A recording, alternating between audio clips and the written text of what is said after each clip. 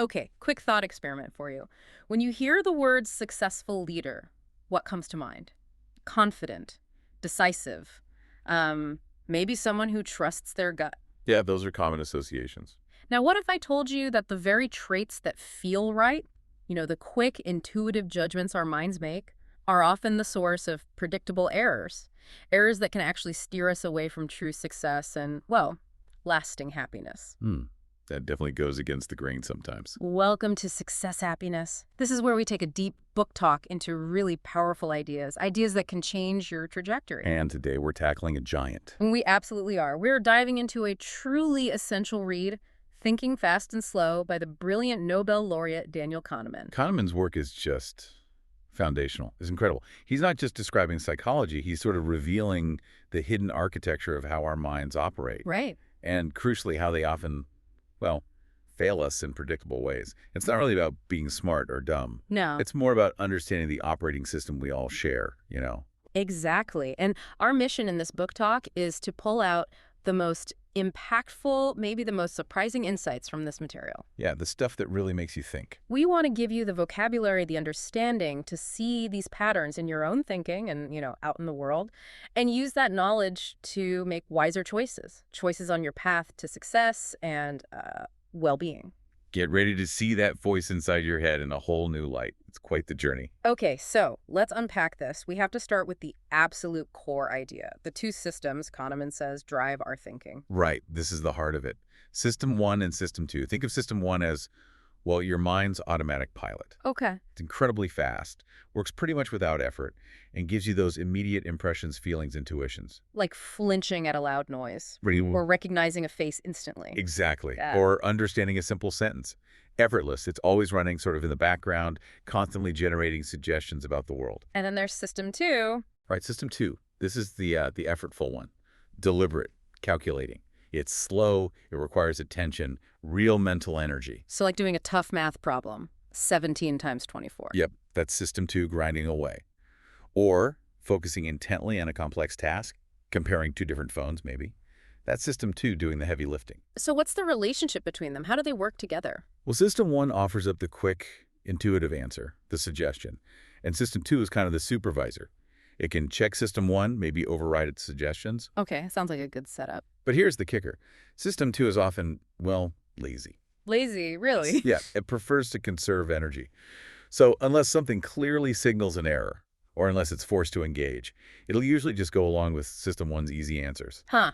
And you can actually see this effort. You can. Studies show pupil dilation, how much your pupils widen, is a direct measure of mental effort. Wow. When people do hard System 2 tasks, their pupils get significantly larger, but there's a limit. Push someone too hard cognitively, and they hit a wall. They might give up or experience what they call mental blindness. Ah, like the invisible gorilla experiment. Exactly. People are so focused on a demanding System 2 task, like counting basketball passes. Right, I remember this one. They literally don't see a gorilla walking right through the middle of the scene. Their attention is just maxed out. System 2 being busy makes System 1 even more dominant. It's like System 1 is the energetic intern, always throwing out ideas, and System 2 is the busy manager who just rubber stamps most of them because checking every single one is too much work. That's a pretty good analogy, actually. And System 2 is also what sets your focus, adopts new task sets, like consciously deciding, I'm going to count all the F's on this page. Okay. But maintaining that focus, that requires discipline, self-control. It fits with this law of least effort. Our brains naturally want the easiest path. Which brings us to heuristics, right? System 1's shortcuts. Precisely. Heuristics are these mental shortcuts, simple rules of thumb System 1 uses to answer difficult questions quickly by substituting them for easier ones. Useful most of the time. Very useful, yeah. That's why they evolved. But they're also the source of these systematic errors, the biases we keep talking about. Okay, let's dig into some of those. The availability heuristic, that one seems to pop up everywhere. Oh, constantly. This is where we judge how common or likely something is based purely on how easily examples come to mind. The ease of retrieval. Like that K test you mentioned earlier. Trying to think of words starting with K versus words with K as the third letter. Exactly. Most people find it way easier to recall words like kitchen or kite. So they assume words starting with K are more common. But they're not. Nope.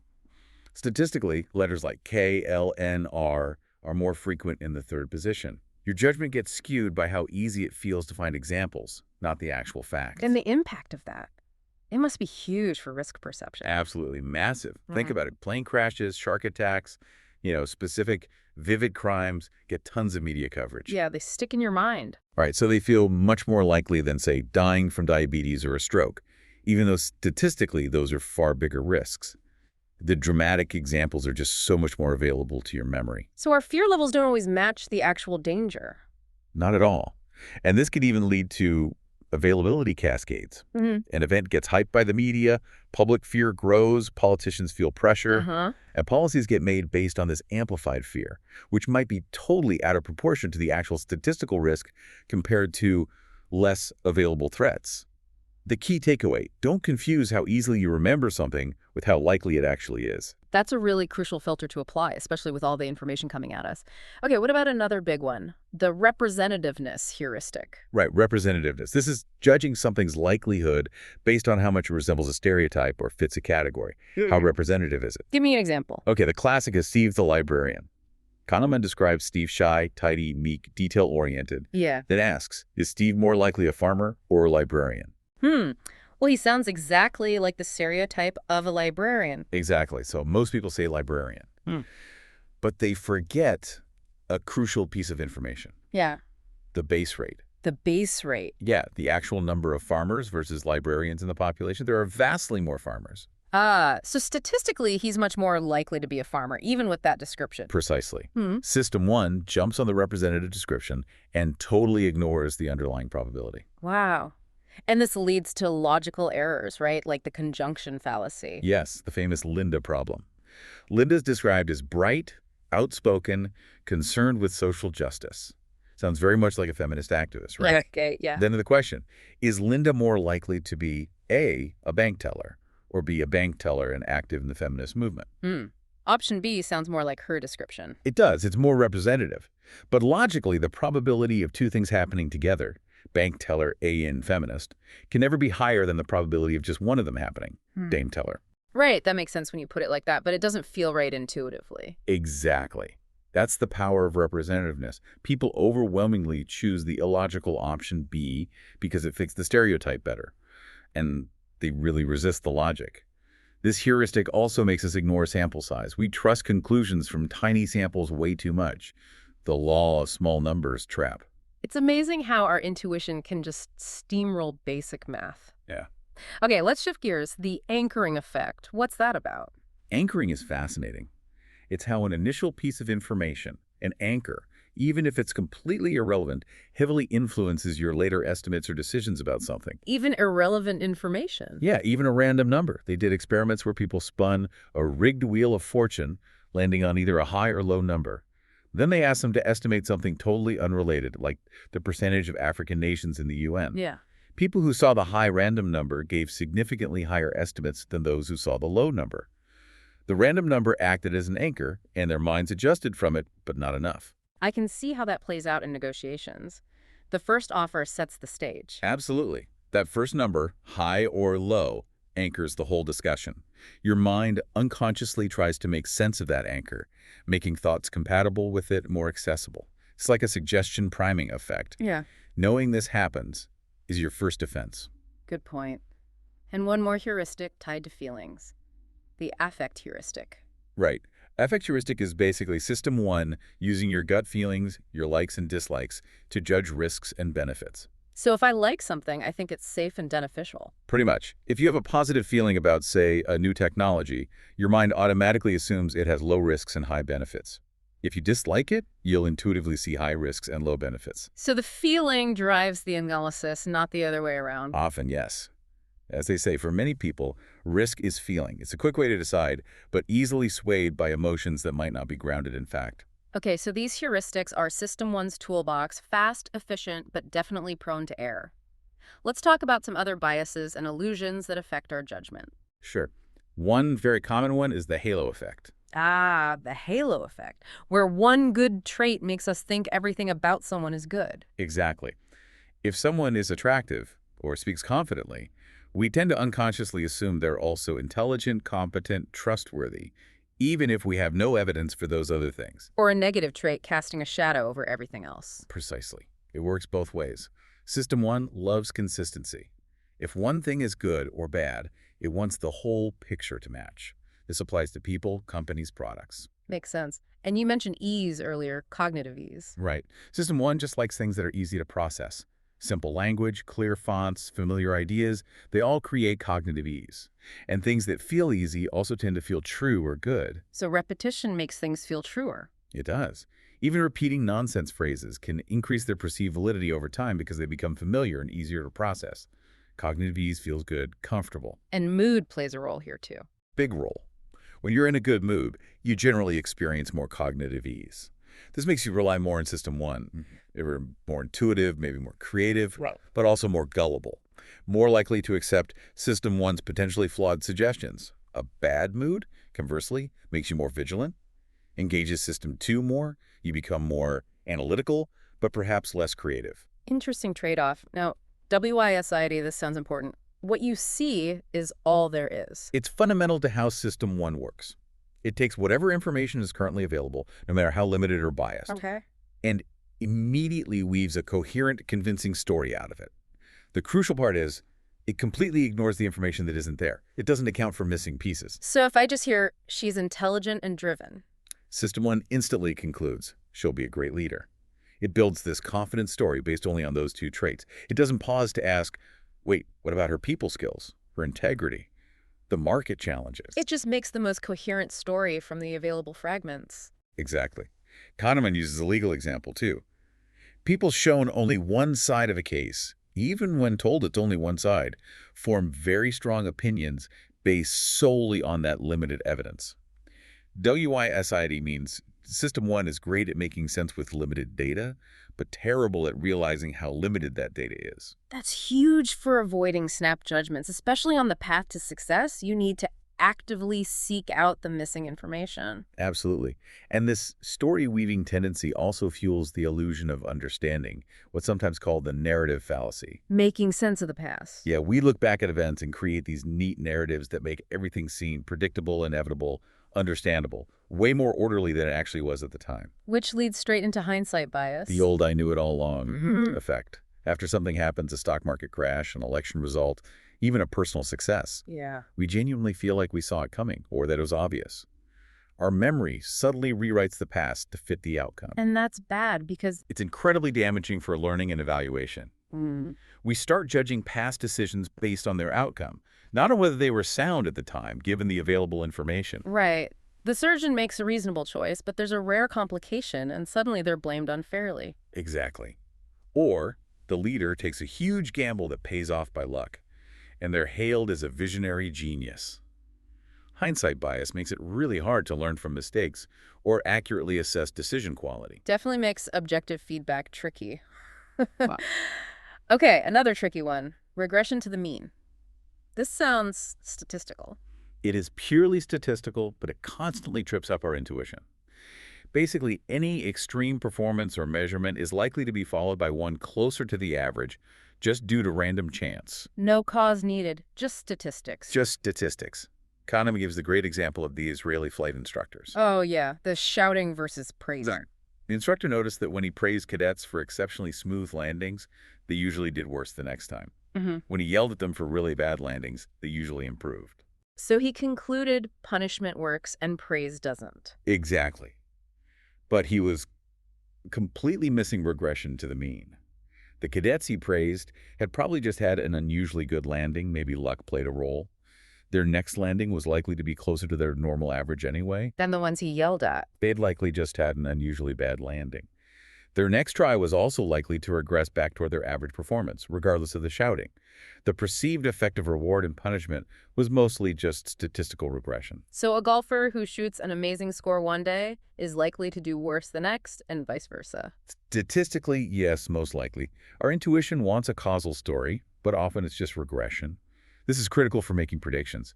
Intuitive predictions tend to be too extreme because they don't account for this pullback towards the average. So if a student reads early, we predict they'll be a straight-A genius, ignoring regression.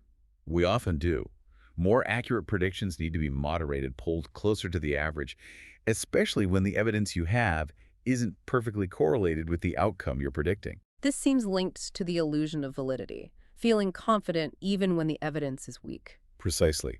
Our confidence often comes from the coherence of the story we build in our head, or how well the input fits our expectations, like in an interview, not from the actual predictive power of the information. Stock pickers, political pundits. High confidence, often low accuracy because the environment is noisy. Okay, and we can't talk about success without mentioning optimism and its downsides. Definitely not. We have a powerful optimistic bias. We tend to be overly optimistic about our own qualities, our chances of success, and the outcomes of our plans. Leads to the planning fallacy. Absolutely. The planning fallacy is almost universal. We consistently underestimate the time, money, and risks involved in future projects while simultaneously overestimating the benefits. Guilty as charged with home renovations. Ha! Everyone is. Kitchen remodels, major work projects, even writing a report. We focus on our plan, our skills, the inside view, and imagine the best-case scenario, ignoring all the potential pitfalls and delays that statistics show are common. So how do we fight that? Kahneman strongly advocates for the outside view. Instead of just focusing on the specifics of your project, deliberately look for data on similar projects.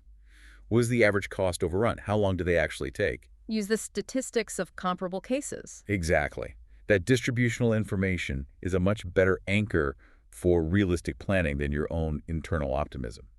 Now, this optimistic bias isn't all bad. It fuels entrepreneurship, innovation. Right, the engine of capitalism, as they say. True.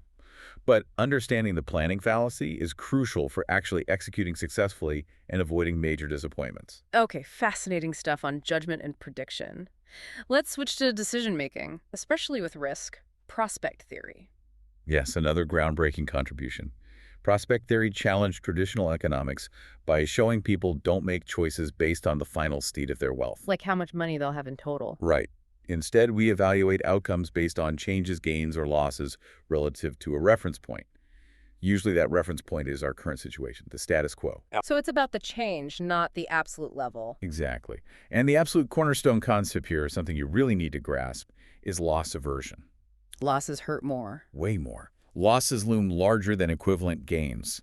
The psychological pain of losing $100 is roughly twice as intense as the pleasure of gaining $100. Twice. Wow. Yeah, it's a powerful effect. This explains why most people turn down a simple 50-50 gamble, like winning $200 versus losing $100. Even though the potential win is double the potential loss. Yep. Because the fear or anticipated pain of losing that $100 outweighs the anticipated pleasure of gaining $200. Loss aversion is fundamental to understanding economic behavior, negotiations, why people resist change. And it drives the endowment effect, too. Valuing things more just because we own them. Directly. The famous coffee mug experiment illustrates it perfectly. People given a mug demanded about twice as much money to sell it as potential buyers who didn't own one were willing to pay. Just owning it made it feel more valuable. Because giving it up felt like a loss, and losses hurt. This affects how we price things we own, from houses to stocks. Our preferences aren't fixed. They depend on our reference point. Are we gaining or losing? Which leads straight to framing effects. How you present the choice matters. Hugely. Even if the underlying outcomes are identical, changing the frame can completely flip the decision. Like the medical treatment example. Classic one. People strongly prefer a surgery framed as having a 90% survival rate over the exact same surgery framed as having a 10% mortality rate. Survival sounds good, mortality sounds bad. Same reality, different emotional response, different choice. And it affects risk-taking too, right? Definitely. We tend to be risk-averse when facing gains. We'd rather take a sure gain, like $240, than a gamble with a slightly higher expected value but a chance of getting nothing. Okay, lock in the game. But we become risk-seeking when facing losses. If facing a sure loss of $750, many people will prefer to take a gamble that offers a chance of losing nothing, even if the gamble has a worse expected outcome, like a chance of losing $1,000. Trying to avoid the certain pain of loss? Exactly. You can nudge people just by framing something as avoiding a loss versus achieving a gain. Understanding framing is critical in marketing, policy negotiation, even setting personal goals. Even small things, like saving money on a purchase. Yep. The calculator versus jacket example. Saving $5 feels significant when buying a $15 calculator. A big percentage saving feels like a gain frame relative to the item cost. But saving the same $5 on a $125 jacket feels trivial, small percentage. Huh. The absolute saving is the same, but the frame changes our willingness to, say, drive across town for the deal. Wow, our minds are easily nudged. What about probabilities in prospect theory, especially rare events? Our handling of probabilities is peculiar. Very low probability events tend to be either completely ignored or, if they're vivid and get our attention, like through news coverage, Yeah. they get massively overweighted. We act as if they're much more likely than they actually are. So we're bad at distinguishing between really small risks, like 1 in 100,000 versus 1 in a million. Very insensitive to those variations, yes. They'll just feel tiny. This contributes to fearing spectacular but rare events while maybe downplaying more common mundane risks. And this leads to the certainty premium. Right. We're willing to pay a disproportionately large amount to eliminate a risk completely, to go from a small risk to zero risk, much more than we'd pay to reduce the risk by the same amount but still leave some risk remaining. That feeling of absolute certainty is psychologically very valuable. So many non-rational factors driving our choices. Okay, Kahneman introduces one more really profound distinction: the two selves. Yes, this one really makes you think about happiness and life evaluation. He distinguishes between the experiencing self and the remembering self. Okay, what's the difference? The experiencing self lives in the present moment. It's what feels pleasure or pain from second to second. The remembering self is, well, the storyteller.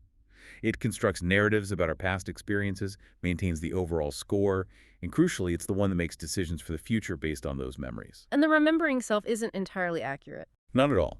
It's heavily biased by two things: duration neglect and the peak end rule. Meaning?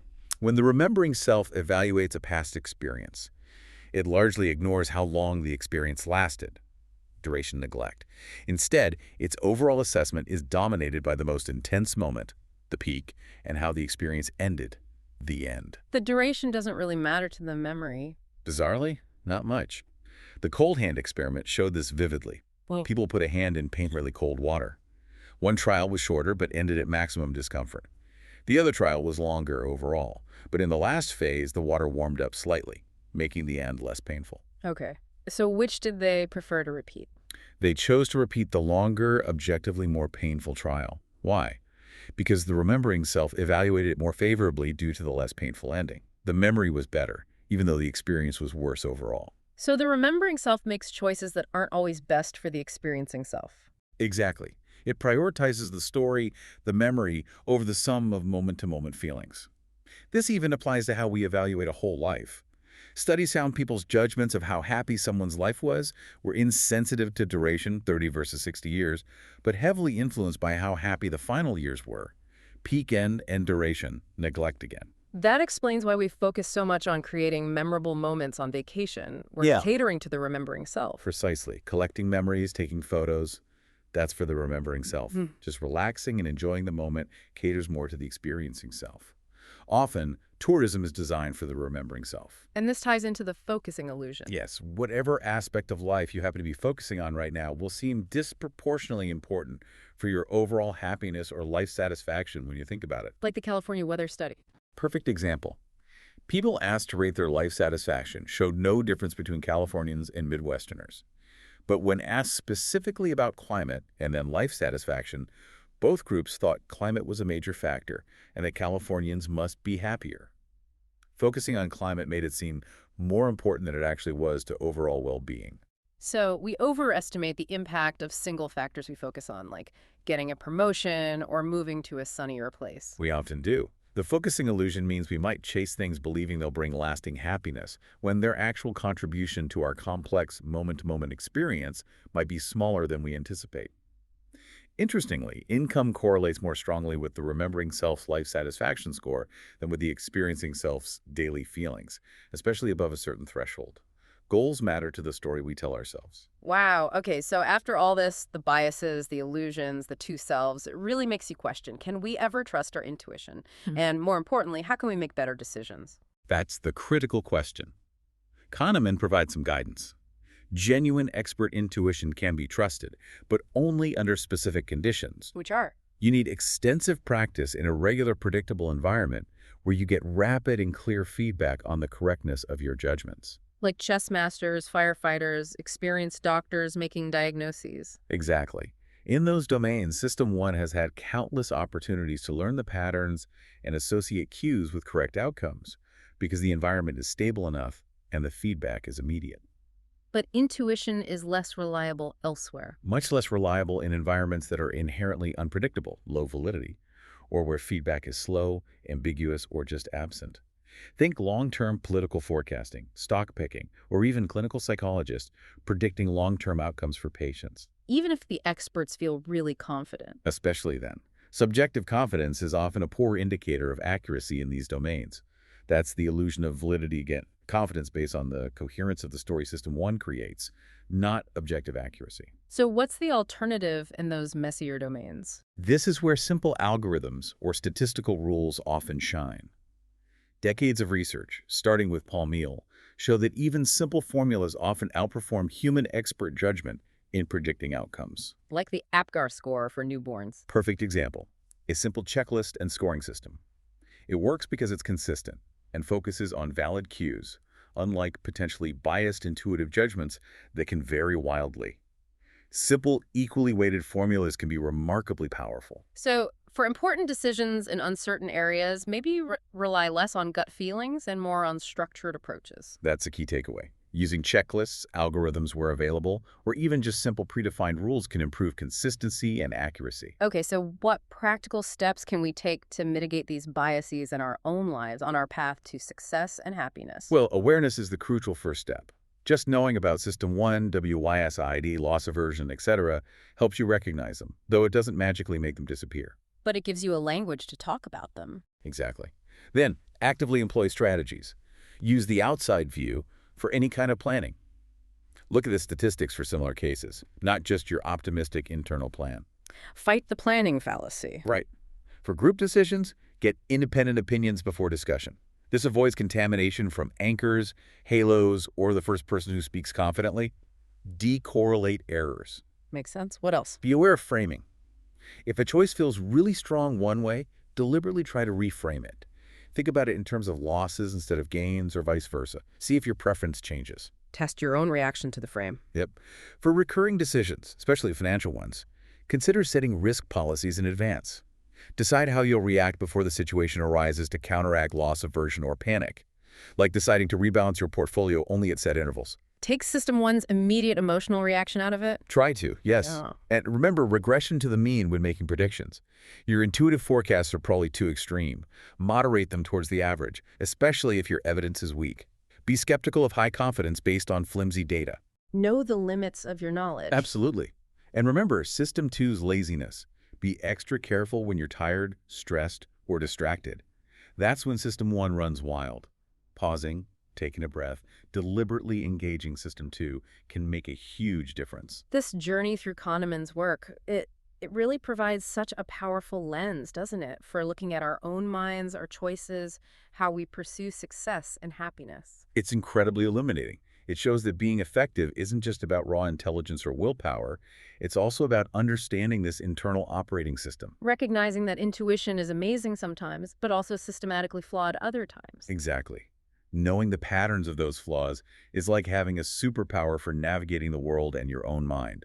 It really underscores how much of our reality, our decisions, are shaped by these hidden mental processes we're usually oblivious to. It's humbling in a way. Definitely. Okay, let's wrap up with a final thought for you, the listener, to take away and mull over. Let's do it. Given everything we've discussed, how easily our minds can be swayed by intuition, by biases, by framing what's one specific area in your life, maybe it's related to your career, your finances, your health, relationships, where understanding these predictable errors might lead you to revisit a past decision or maybe approach a future choice differently. Yeah. How might knowing about System 1 and System 2 change the way you evaluate information or the advice you get, or even just your own gut feelings as you pursue success and happiness? Something to really think about. If you found this deep book talk fascinating and you want to keep uncovering surprising insights that can help you thrive, definitely subscribe to the Success Happiness channel. We'll have more discussions and talks like this.